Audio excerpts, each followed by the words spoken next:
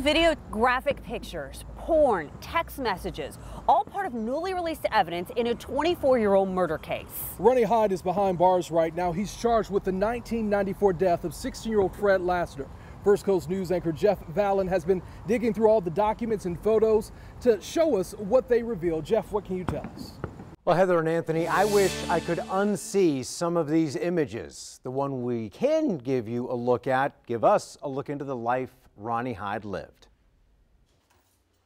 The mountain of evidence gathered since 61-year-old Ronnie Hyde was arrested last year continues to grow.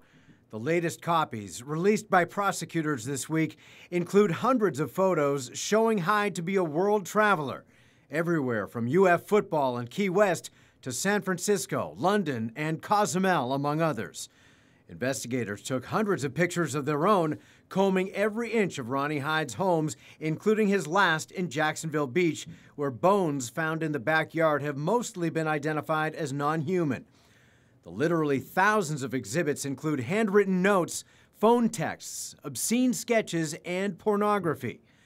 The FBI's worldwide dragnet for information hints that law enforcement is looking to tie Hyde to other investigations.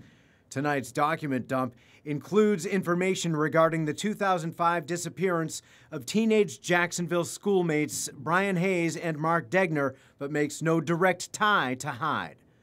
Prosecutors will continue to stitch together the nearly 9,000 days since Nassau County teen Fred Lassiter's dismembered body was found in hope of securing a conviction.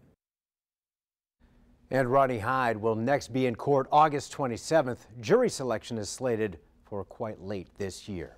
Heather?